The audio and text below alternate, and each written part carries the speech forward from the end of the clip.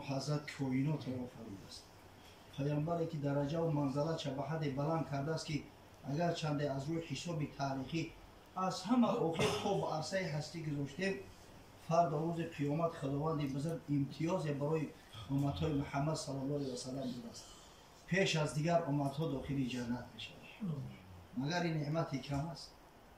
حضرت مولوی روم قصه میکند آن غزان ترک خونریز آمدند، بحر یغما بر یک ده در شدند.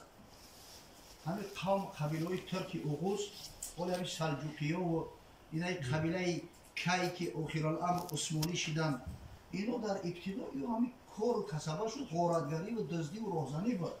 اینو به شرافت اسلام به این درجه و منزلت رسیدند. میرفتند در قشرها هجوم میکردند، مال مردم را غارت میکردند، مردم را از دم شمشیر میگذراندند، کودک زنک‌ها را میگرفتند اسیر غلام میکردند میبردند. یک طایفه از همین ترکای اوغوز میگه باید ده هجوم میکنند، بیچاره مردم جان سرک میگریزند دیگه جان میگریزند. همین دو مسافرک در اشلاق مونده است.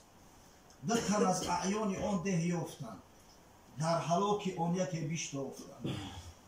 دست بستندش که قربانش دادند. اومدن این دو مسافر دستیر غلطید، سردار ترکو گفت که همین از چدستاش ببنده کلش ببنده. گفت ای شاهان و ارکان بلند، خست جان من زی چی رو میکنه؟ از چی آخر تشنه خونی منه؟ بیچاره این جان بسیار شیرین میشود. این جان با برای اون سفیده رو عزیزتر و شیرین تره. حضرت میگه یحرم ابن آدم و یشیب من حسلتان. فرزند آدم آستا پیر میشود، فرتوت میشود، اعضاش کن میشوند، میگه همین دو حسیاتش همون خیلی جوان تر تازه میمونند. الحرص علی العمر و الحرص علی المال.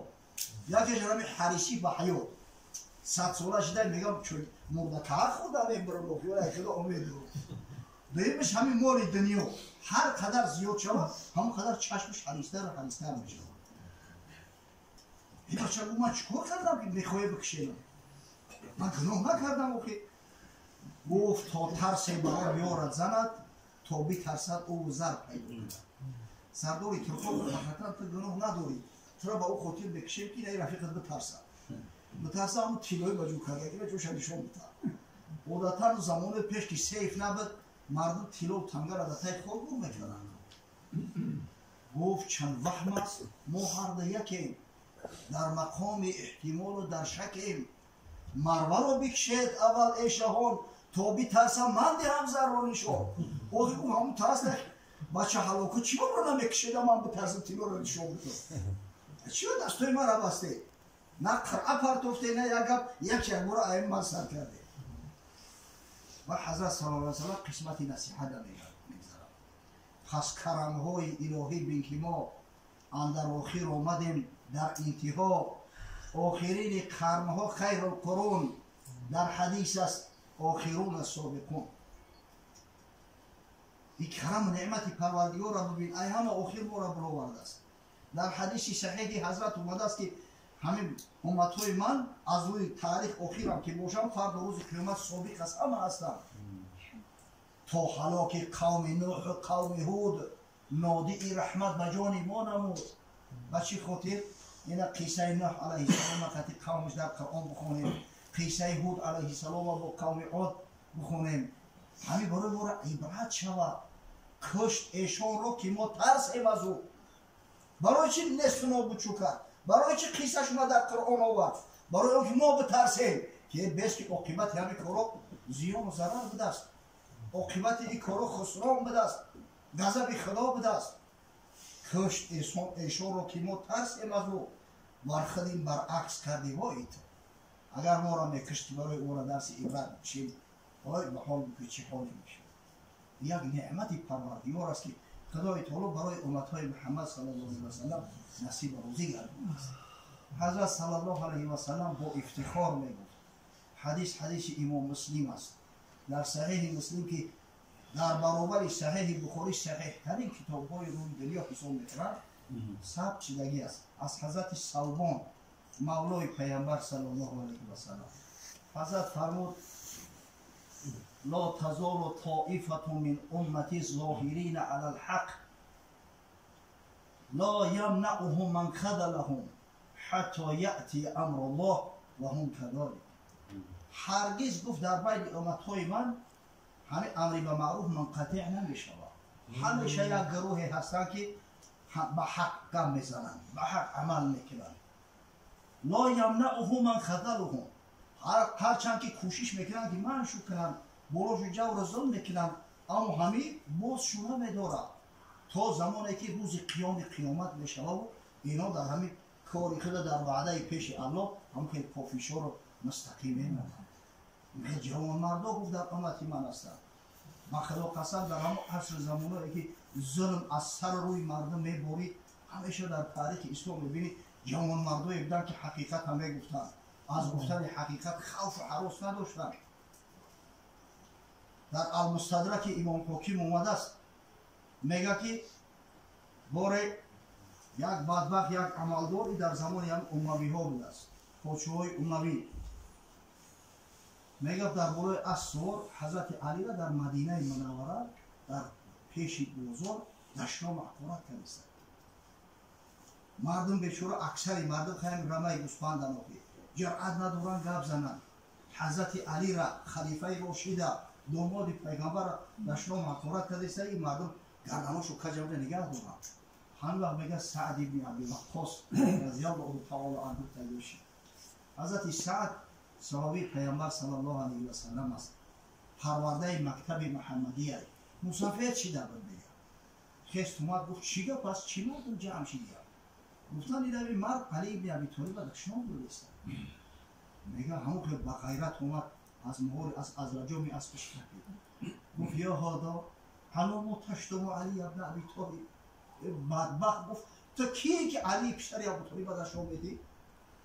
علم یکن اول من اسلم. آیا علی از زمره همون اولین مسلمانان نبود که با پیغمبر صلی الله علیه و سلم ایمان آورده است؟ علم یکن اول من صلی مع النبی صلی الله علیه و سلم. مگر علی از زمره اولین مسلمانانی نبود که از پیغمبر صلی الله علیه و سلم نماز خونده است؟ علم یکن اعلم الناس. مگر علی از عالم‌ترین صحابه پیغمبر نبود؟ علم یکن ازهد الناس. او حضرت زاهدترین صحابه ها نبود؟ امیر مسلمان ها بود، موضوعش ترکی داشته، پادشاه مسلمان ها را. علم یکن ختن رسول الله صلی الله علیه و سلم علی ابنته. او مگر پیغمبر صلی الله علیه و سلم نوری ده چشمش بیبی فاطمه را به علی نداده؟ علم یکن صاحب رایت رسول الله صلی الله علیه و سلم فی غزوات. مگر علی پرچمبردار پیامبر صلی الله علیه و سلم نبود که حضرت به دستی مبارک خودش بیرق ببست و در دستی علی میداد؟ در جنگ خیبر گفت که فرد و بیرق در دستی کسی میتم که خدا و پیغمبر را دوست میدارد، خدا و پیغمبر او را دوست میدارند و خداوند به دستی او قلعه خیبر را باز میکنه. همه منتظر بودن که حضرت صلی الله علیه و سلم پرچم میتم. روز دیگه حضرت پرچم بست، نگاه کرد گفت علی کو؟ گفتن علی چشمش در کلیسته و همون چشمی خودش اوغورای گفت صداش کنه.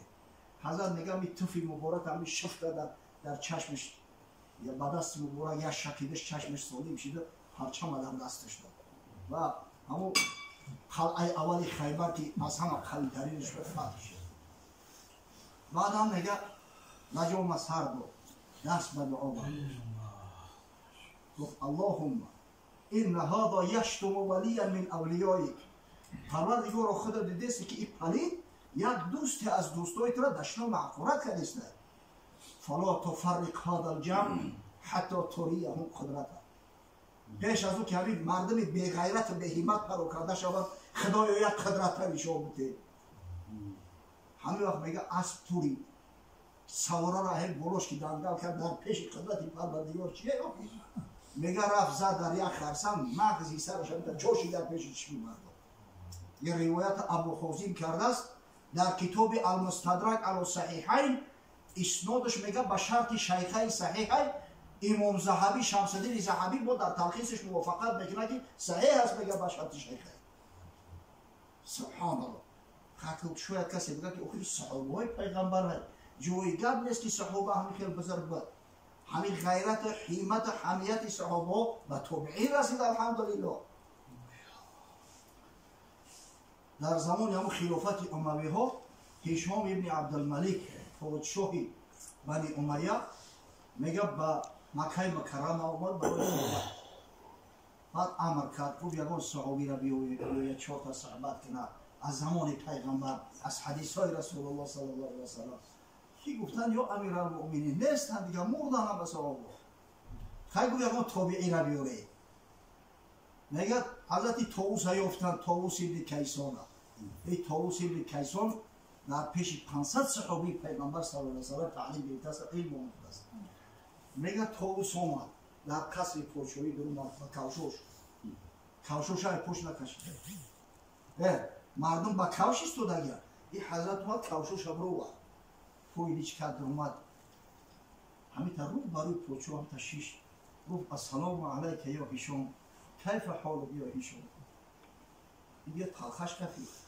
به اجازت اومده در خروب شیشته نه دستبوسی و نه چاپلوسی و نه تعظیم میگه چه حال داره یه هشام السلام علیکم گفت جلاد برگردن شب زد